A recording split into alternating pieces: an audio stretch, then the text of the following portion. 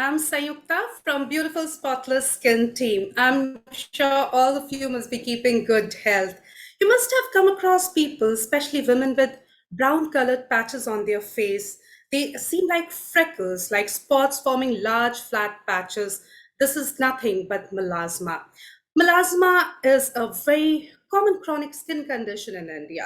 According to a study conducted across 4 Indian cities, reveals that more than 80% of the population presents skin color heterogeneity on the face, irrespective of age and gender. This heterogeneity mainly results from hyperpigmented spots and melasma. Indian skin tone more prone to pigmentary disorders. It occurs mainly in women, 90%, and 10% of males of all ethnic and racial groups. Around 20% to 30% of 40 to 65-year-old women present a facial melasma.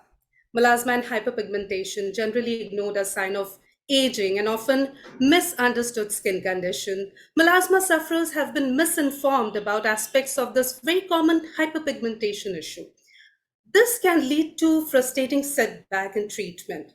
To avoid all these hassles and to keep you informed today, we are here to know about sunscreen and melasma from an expert. So let's connect today with our skin expert, Dr. Devendra Jain, a senior consultant part and treatment of melasma and hyperpigmentation. Dr. Jain is senior consultant at Pratham Skin and Hair Center in Virar and Transform 360 Vasai.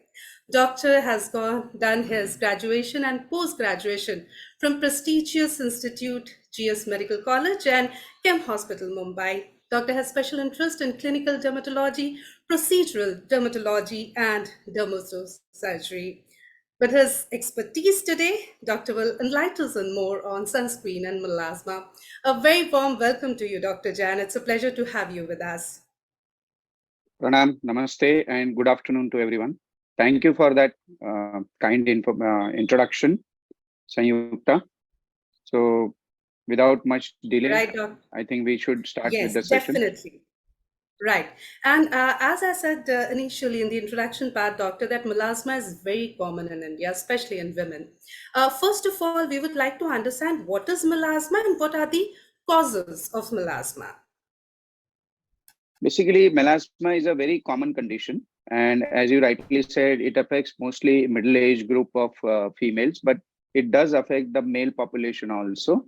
But the proportion is very, very in favor of females. So around you get in 12 patient of female presenting with melasma, you get hardly one patient of male who is with melasma. So melasma basically is a change in color, and especially it affects the common presentation is on the cheeks and on the nose. But there are certain different types of melasma where it can affect the area above the eyebrows, even the upper lip, even the near the side locks. And this is just a change in color, means the color becomes little darker compared to the other part of the face. So there is no symptom as such of the melasma. I mean, patient does not have any itching or any pain or any other Right. symptoms with melasma. And doctor, as you said that it's just the change of skin color. So we can say that it just affects the appearance, or are there any underlying medical conditions as well? Actually, it does affect the appearance only. But in certain cases, if there is a thyroid problem, uh, the patient may have, they are more prone to melasma. So you have to screen for thyroid disorders. Second is if there is anemia, patient is suffering from anemia, vitamin B12 deficiency, or even the patients who are having on oral pills, oral contraceptive pills. So these are the certain things which you have to take in account when you are taking the history of the patient, and ask for certain symptoms like weight gain or sudden weight loss, tiredness, breathlessness. So you can rule out anemia, and you can ask for certain tests to rule out anemia, thyroid disorders, vitamin B12 deficiency. So these can be the underlying causes. or it can increase the melasma, or it can make the melasma resistant to treatment if there are these underlying causes. Fair enough. And doctor, when we talk of melasma, or rather when we talk of patches on our faces, we normally consider it to be hyperpigmentation or related to pigmentary disorders. You also said that these are pigmentary disorders. My question is, are they the same, melasma and hyperpigmentation, or they are different? See, basically, hyperpigmentation is a general term. Like we have fever, but fever can be of many causes. So hyperpigmentation can be because of many reasons, like it can be because of freckles. There can be post-inflammatory hyperpigmentation after acne. There can be hyperpigmentation due to some skin disorders like lichen planus pigmentosus. Hyperpigmentation can be because of the hair dye uses, you know. So there are different causes of hyperpigmentation, of which one is melasma. So melasma is hyperpigmentation, but all hyperpigmentation is not melasma. So different type of hyperpigmentation should be treated differently, and you have to find out the underlying causes of the hyperpigmentation. And melasma has its own um, regime of treatment. There can be different type of melasmas. Yeah. So we melasma basically is seen in more in middle age group females. Sometimes it has hereditary. Uh, they are prone for melasma when there is a family history, either of the parents, if they have, or any blood relation of the patient has melasma, they are more prone for getting melasma. Ladies who are uh, in the age group of 30 to 40 are more prone for melasma. Plus, even ladies who are having sun exposure, or they are more in the sun in the earlier days, they are more prone for melasma. People who are on oral contraceptive pills, especially females of childbearing age group, they are more prone. And underlying causes, as we said about thyroid, uh, then certain other disorders like anemia and vitamin B12 deficiency can cause precipitate melasma.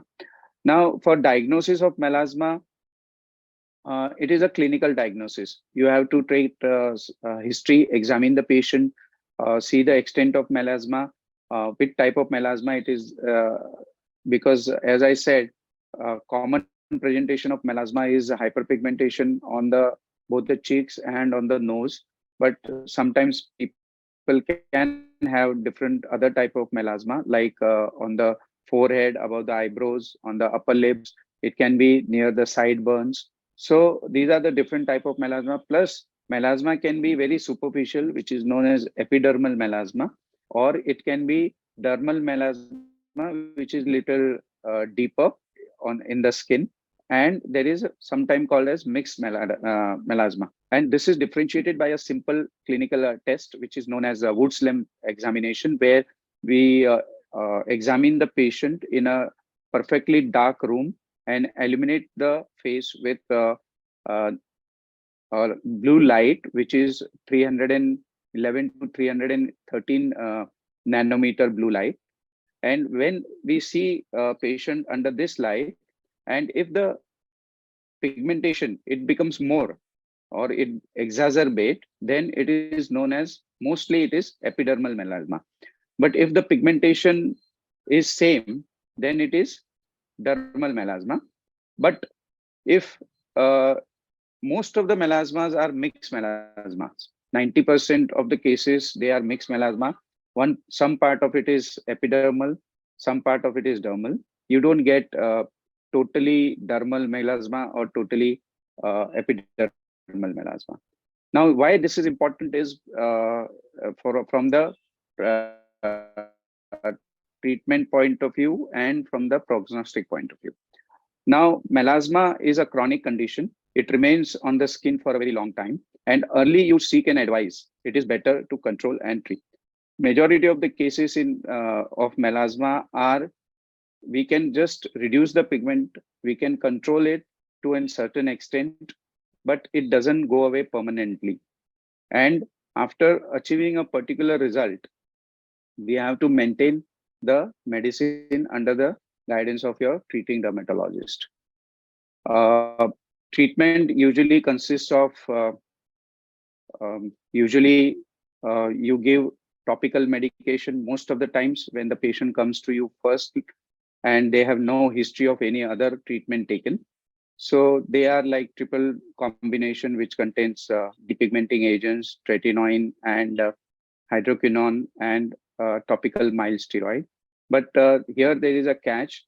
Uh, these preparations should be used for a limited period of time, because prolonged use of this particular formulation can cause side effects.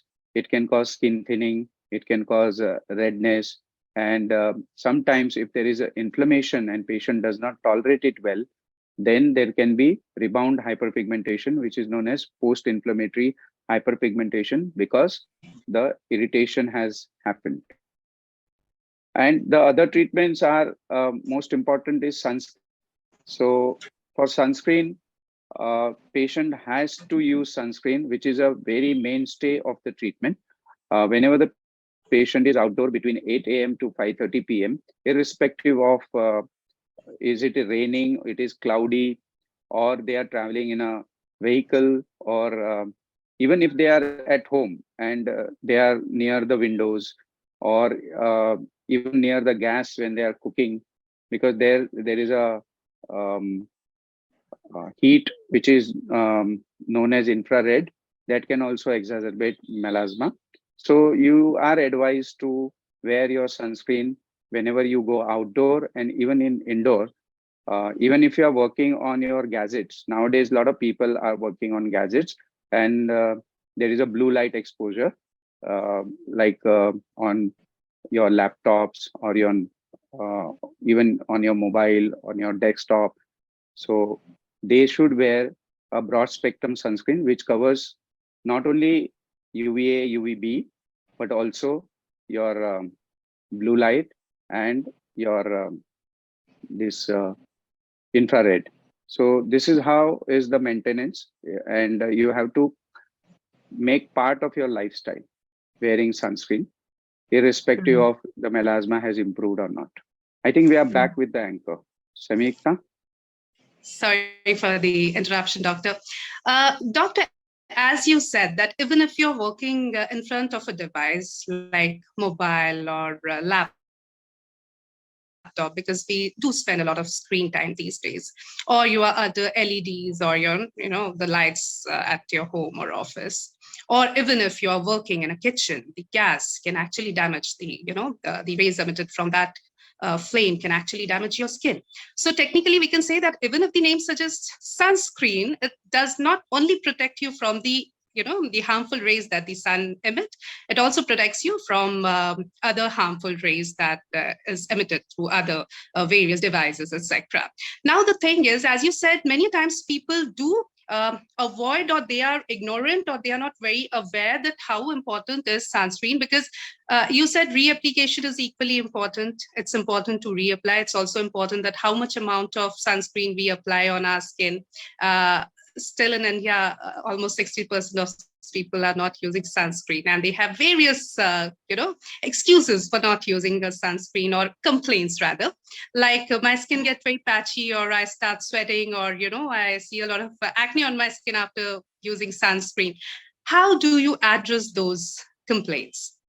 See, first of all, very important thing is you have to use sunscreen after your skin is been examined by a professional dermatologist. So that is very important, because when he or she prescribes a sunscreen for a patient, they take into consideration the concern of the patient, their type of skin, what age group they belong, what type of work schedule they have, and what is the purpose behind using the sunscreen. So if the patient is acne prone skin, a young patient, oily skin, then we recommend usually a gel based sunscreen, which does not cause any perspiration or increase in that oiliness. If they are acne prone, then we have to use non-comedogenic sunscreen, which does not flare their acne. Now, same patient can have dry skin during winters. So we may have to change the sunscreen sometimes, So as the weather changes, as the age changes, we have to change the sunscreen. We cannot continue the same sunscreen forever. Okay. Second thing is, as you said, how much to use and how frequently. So sunscreen should be used more frequently. Around 2 to 2.5 hours is the only time till where the sunscreen is active on your skin, and it has to be applied at least 20 to 30 minutes prior to the exposure to the radiation. Okay, so it has to be applied because it takes that much time to act, start its action, and every 2 to 2.5 hours. Again, it depends on how much perspiration, because with the water, the sweat, it gets washed out. So you may have to apply more frequently if you are perspiring, like a person going for swimming.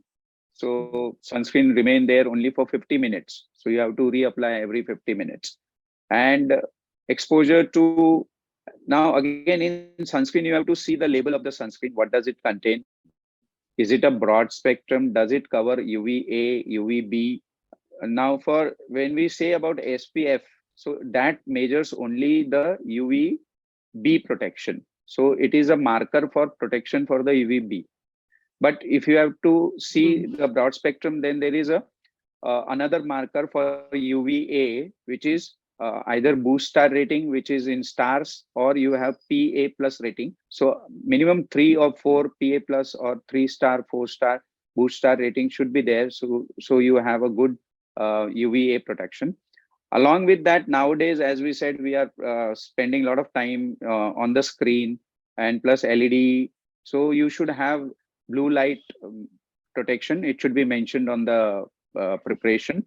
And if it is too much exposure to the heat near the cooking devices, then there should be mentioning of even infrared protection. So in short, you should have a broad spectrum sunscreen, and these all things you should see on the preparation before you use. And it has to be applied liberally in a dot patches. Most of the times patient, what they do take sunscreen on the hand and then rub on the hand, so you waste a lot of sunscreen on your hand. So rather than, and it doesn't get applied evenly on the face. So what you have to do is shake the bottle, take sunscreen on your hand, apply dot on evenly on your skin, and then spread according. And don't avoid your neck, which is exposed, so apply there also. So this is how you should choose a sunscreen. And the bottom line is, it should be ideally and best for the patient is to get prescribed by a qualified dermatologist. Right. So you get sunscreen and almost all formulations and fit for every skin type, etc. But to get the right sunscreen for our skin, we need to go and consult a qualified dermatologist so that we get the right thing. And I've often heard dermatologists like you saying that sunscreen should be your second skin. It's just that important because it safeguards your skin. Right.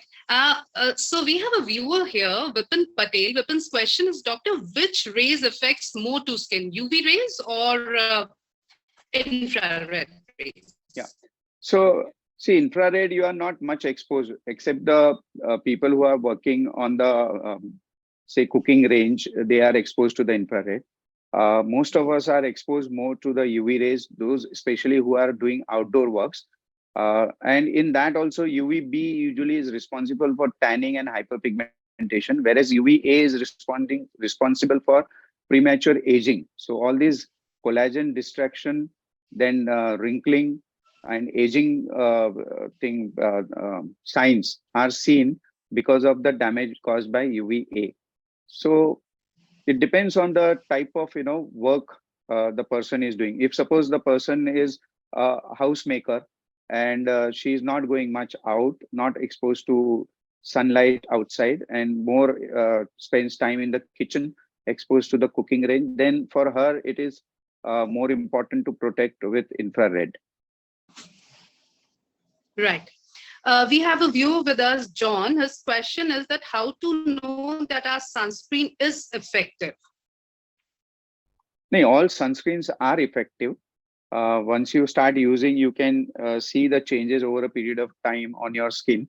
But only thing is, you should choose a proper sunscreen. And as I said, as a layman, we are not aware about the scientific factors and the things which are mentioned on the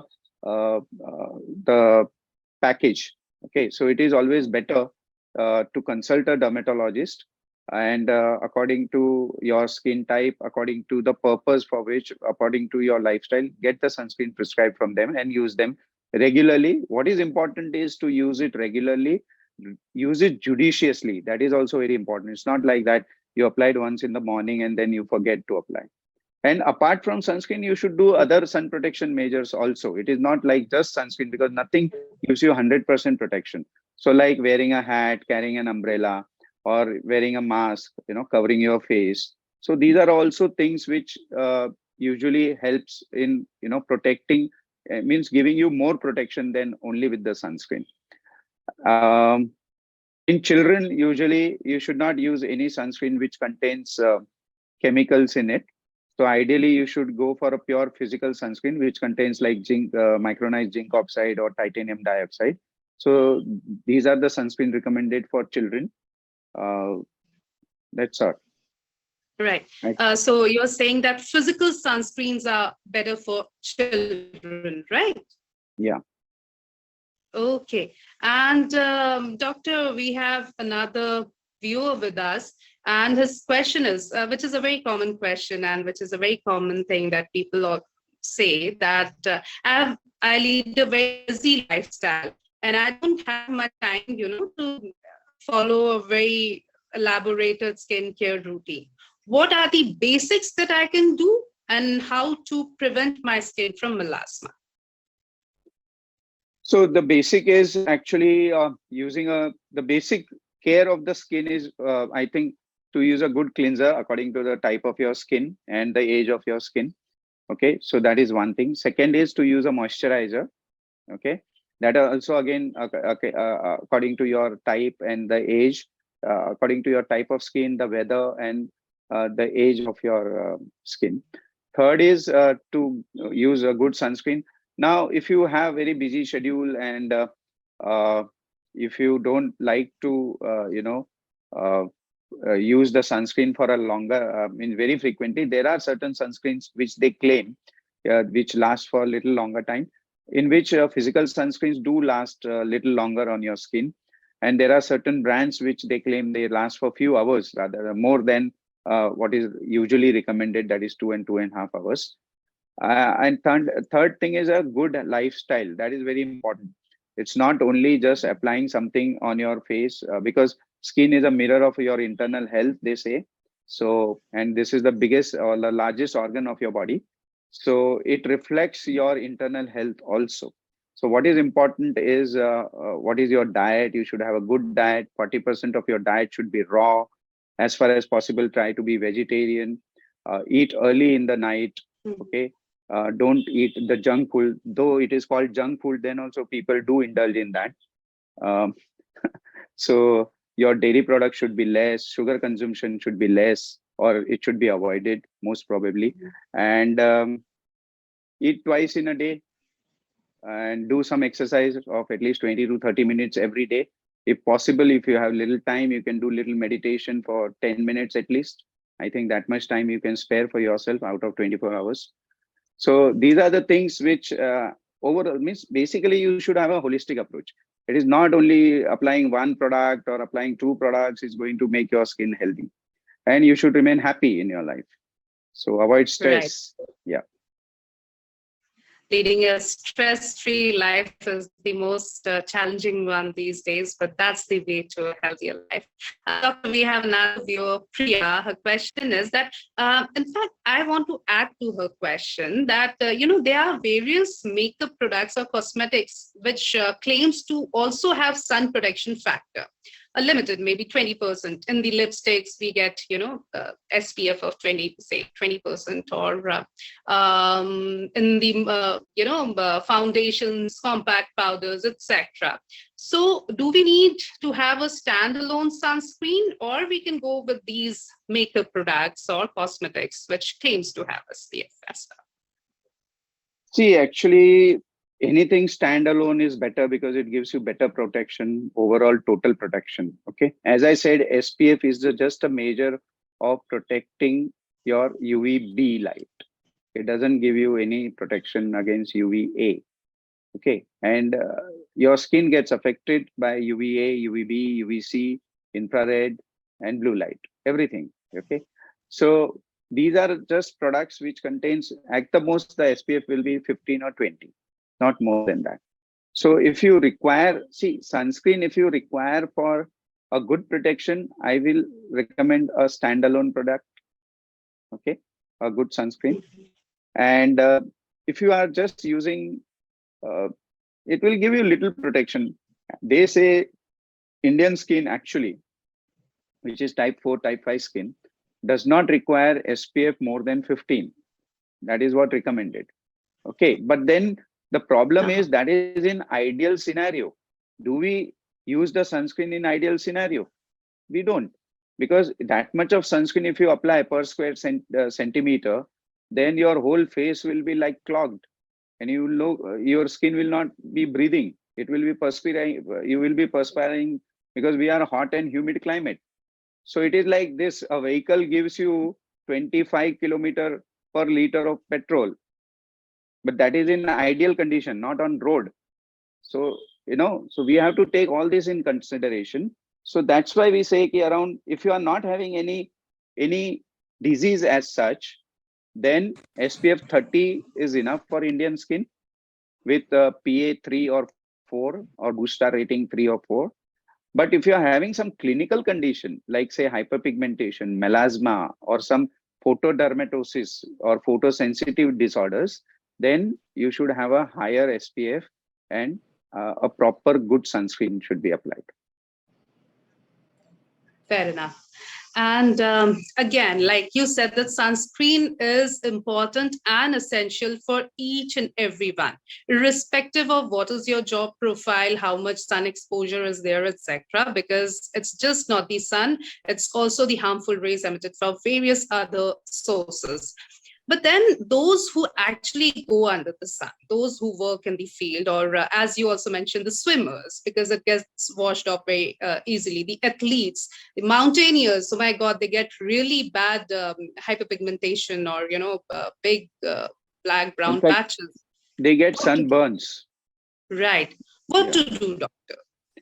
No, then they should, as I told you, only sunscreen is not the sufficient thing.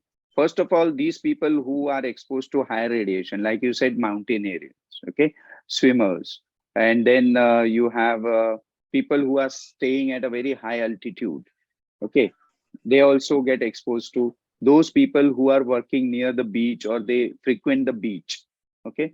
So these are the areas, those people who stay in snow bound areas, okay. So these snow, water, these are all reflective surfaces. So what they do is a lot of sun rays which are directly falling on your skin is one thing, and second thing, the reflected light which is falling on your face because of these reflective surfaces like beach or snowbound areas is tremendous. So here we recommend using sunscreen of at least 80, or even there are sunscreens available with 90, 95 or 100 SPF. Abroad they are available. In India recently they have launched sunscreen which with 80 SPF, and some companies are planning to come with even higher SPF. So in these certain circumstances, in this class of people, you can recommend them higher SPF sunscreen using, and along with that, they should use other protective measures, like mountaineers can cover with a good hat. They can, wear some face mask, good glares with UV protective glasses. Those who are staying on high altitudes also, follow the same thing. Those who are on the beach can at least cover their face, wear glares. They can wear big hats like we wear on in Goa when we go to near the beaches. And if you see in certain Southeast Asian countries, the farmers, when they, working in the farm, they wear these big hats, the Right. typical, like these big hats. Mhm. So that is the best thing, it's a very good, what you call tradition or a thing to do. I think in India, farmers, then all these uh, fishermen's, they should try to implement this thing because, it really protects you, not only your face, but even some part of your body is also protected with that. Direct sunlight is protected. Yeah. Right. One more viewer with us, Priya, asking that how can I stop my skin from breaking out? Breaking out for acne, is Yes, it? I think she has not, specified, but is there any way that we can, due to harmful rays of sun, etc., we can end up breaking our? Yeah, yeah, Uh, yeah. Yes. See, acne flare can be because of many things. mhm. So it can be because of stress. In females, it can be because of the menstruate cycle, because of the hormonal changes at that time and associated stress with that. Then it can be because of your dietary habits, like if you are consuming too much of dairy products, chocolates, and all these things, high glycemic diets, we call it, sugar containing things, then there can be breakout. There can be even after swimming, because swimming, that water in the swimming pool has chlorine, so that chlorine can exacerbate your acne. And another thing is lifestyle, as we said, and there are certain products which if you use on your face which are comedogenic, like we have seen many a times, people are not aware. So in winter when there is a dryness, they start applying Vaseline on their face, that to an ointment base. So Vaseline will, what we do, it's an ointment, it's a very heavy product, so it will clog your pores, and then that can lead to breakouts. So basically, and the lifestyles. Okay. So to avoid your breakouts, you have to have good lifestyle, good food habits, meditation, little bit of exercise, good cleansing habits according to your type of skin, according to the weather. You can use the cleanser. Suppose if you have oily skin, then you should have salicylic acid containing cleansers. So these are the things which you should follow. And minimum required makeup, even if it is say oily prone, sorry, acne prone skin, then makeup should be, of water based. There are makeup which are available which is water based, so that should be used. It should be properly cleansed with cleansing milk first, and then you should do double cleansing, cleanse with cleansing milk, and after that a good cleanser should be used. Never sleep with makeup on, so you should remove makeup as early as possible. And even then there are breakups, then uh, seek an advice with a professional and a good dermatologist nearby you, and take their help. Yeah. Right.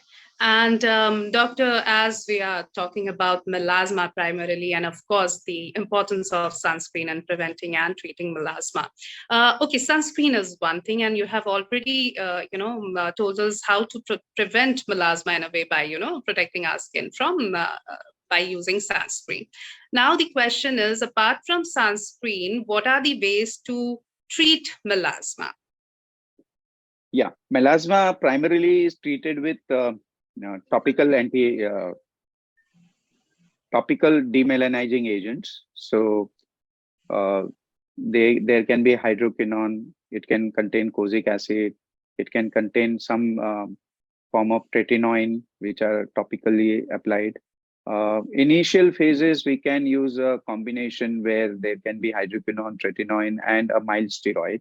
But here there is a warning. It has to be used under the supervision of a dermatologist, and till the period he or she recommends. It should not be used by the patient, because it gives you good result initially, and the patient gets hooked to that, and they try to keep using it, and then they'll end up in problem because it causes long-term side effects. So these are the products, and there are many other deep melanizing agents.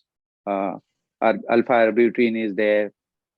curcumin is there, and tranexamic acid is there. So there are different combinations available, azelaic acid, glycolic acid.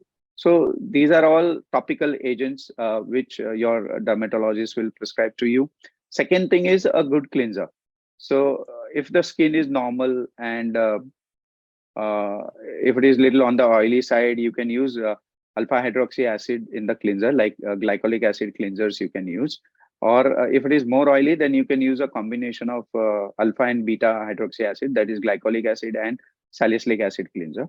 Third thing is a good sunscreen agent according to your lifestyle and your type of skin. And fourth thing is some oral antioxidants which we give usually. So because there is oxidative stress and there are free radicals which are responsible. And suppose the melasma is stubborn after using all these things for say a few months and it is not responding as per your satisfaction, then we can go for some oral treatment also. And in that primarily we use tranexamic acid around 250 milligram twice a day or 500 milligram sustained release once a day. And that can be used for 2 to 3 months, not more. Again, it has to be used under the supervision and guidance of a professional dermatologist. After that, if even with that there is no, then there are certain roles of now the new thing is they give PRP, sometimes intralesional, means they give injections of PRP. Even intralesional tranexamic acid is also given, injection of tranexamic acid directly into the lesion below the skin. Some people do use lasers, but then in Indian skin, laser is a double sword because we as Indian skin more prone for post-inflammatory hyperpigmentation. So you have to be very, very cautious in using lasers. It can misfire sometimes, it can cause more of rebound pigmentation later on. So with this all, we can treat melasma and keep it under control to a certain extent. Yeah. The bottom line is not to delay whatever signs you are, noticing on your face. Please go and consult the right person, which is a qualified dermatologist in case of Another any thing is disorder. a word of caution here Yes. is never try any home remedies, so-called, with your anybody who is your friend or your colleague or your relative or your dada, dadi, nana, nani, all those nuskas. And nowadays, the so-called influencer and YouTubers and all those things. So please, please, please, this is a humble request. Don't try all these things on your face because your face is not for experiment. Once the harm is done, it is done. And then it is very difficult to, treat it back. So a lot of time people come to us, they have messed up with this. Another thing is they go for treatment to a parlor. I mean, I don't Right. understand.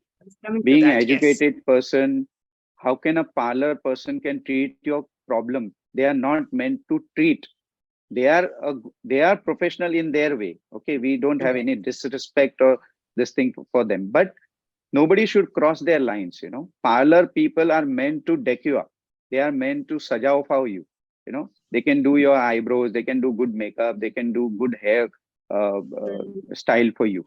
But if you go for treatment for acne there, you go to treatment for pigmentation there, if you go for treatment for melasma there, you will, today or tomorrow, you are going to land up in problem. And finally, you are going to land up with a dermatologist. That is for sure, 101%. So why not to go early, rather than going later on and harming yourself, spending money also and not getting anything in return and harming. And then, to want to undo all those things. The primary thing remains side mein, and you have harmed yourself. So it is like, building your house not on a flat plot, rather than there is already a structure, you demolish that. When the dermatologist has to demolish that structure and then start building. So it takes a lot of time, energy, money, and, the panic. Right, right. It is actually very important what you said, that please don't waste your time, energy, money. Don't risk your skin in, experimenting. Don't go for home remedies. Don't go for over-the-counter medication. Don't go and, don't go to the chemist with the prescription of your friends or your relatives and say that, please give me these medicines.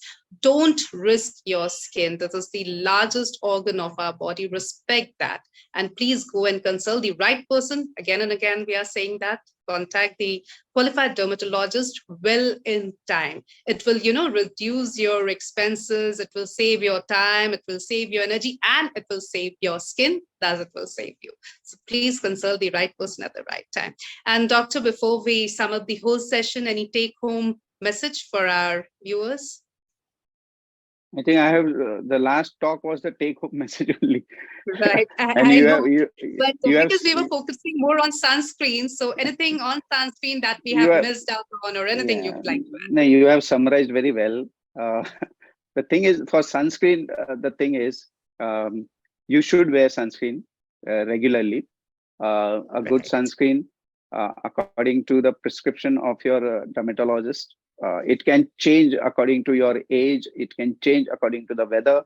It can change even according to the location. Suppose you are staying in Mumbai today, and it is a summer or pre-monsoon, then your sunscreen may be different. Okay, but if you are going for a trek on a high altitude on the mountain, in say Jammu Kashmir, or maybe Himachal Pradesh or Uttarakhand or Sikkim in India, or maybe in Nepal, then you can't use the same sunscreen. It will not give you the same result. So before going there, it is better you can consult again your dermatologist, tell your event what you are going to indulge in, and then get a new sunscreen prescribed for that particular time period. Once you come back, you can restart your sunscreen which you were using. It has to be used regularly. It has to be, you can't say, I don't have time. God has given 24 hours to everybody, but we have to prioritize our things, Right. So hardly it takes 1 minute to apply a sunscreen. I don't think it takes more than that. So these are all excuses. Basically, if you love your skin, if you want to keep your skin healthy, look beautiful, look young, then you should start early and do it regularly. That is what is important.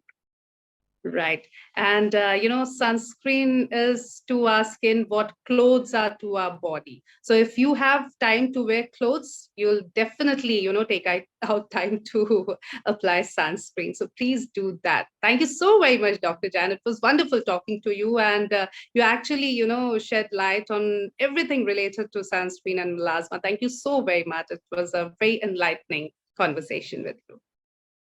Thank you. Thank you. It's my pleasure. Always. Thank you, Doctor. And we are really looking forward to, have more sessions with you on various other topics related to skin. Sure, sure. Thank you. It's always my pleasure. Thank you very much.